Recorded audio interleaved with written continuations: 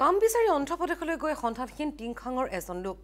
ৰাজগড়ৰ ভালুকপাৰা গাঁৱৰ উমাকান্ত বৰাই একে গাঁৱৰে দুজন লোকৰ সৈতে যোৱা 20 এপ্ৰিলত ৰাওনা হৈছিল অন্ধ্ৰপ্ৰদেশলৈ নিৰ্দিষ্ট সময়ত আটাইকেইজনে অন্ধ্ৰপ্ৰদেশত উপস্থিত হোৱা বুলি অৱগত কৰে পৰিয়ালক আৰু ইয়াৰ মাজতে 23 এপ্ৰিলৰ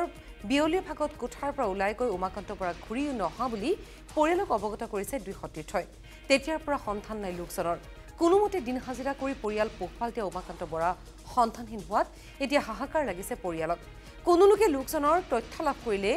8822441850 নম্বৰত যোগাযোগ কৰিবলৈ আহ্বান জনাইছে পৰিয়ালে আমি নম্বৰটো পুনৰবাৰ জনাইছো আপোনালোকক 8822441850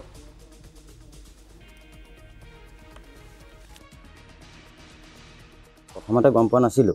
ঘৰত মানে কোনো জুনে নিছিলে তেখেতলোকে আহি পিনি আমাৰ ঘৰত জনোৱা নাছিলে পিছতহে গম পাওঁ যে অন্ধ্ৰপ্ৰদেশলৈ গৈছে বুলি মালিকে কোৱা মতে গোটেইকেইজন একেলগতে গৈছিলে ঘূৰি আহোঁতেহে তেখেতে পিছ পৰিছিলে আহি সোমোৱাহি নাই বুলি কৈছিলে কোনোবা ফেক্টৰী এটাত কাম কৰিম বুলি লগৰখিনিৰ লগত গৈছিলে মোৰ যোগাযোগ তিনিচুকীয়াৰ পৰা এবাৰ হৈছিলে পিছদিনাখনি ৰাতিপুৱা গুৱাহাটীৰ পৰা হৈছিলে সোমবাৰ দিনাখনি ৰাতিপুৱা 5 মান বজাত মই ফোন কৰিছিলোঁ তেতিয়া তেওঁ কোন জেগা পাইছোহি ঠিকনা নাই বুলি কৈছিলে লগৰজনে কৈছিলে আৰু তেওঁ কথা পাতিছে মোৰ লগত তাৰপিছৰ পৰা মোৰ কথা হোৱা নাই 4টামান বজাত তেখেতলোকক মই 200 পইচা দিছিলোঁ যে কাগজখিনি জেৰেক্স কৰি আনক কাইলৈৰ পৰা কাম জইন কৰিব লাগিব বুলি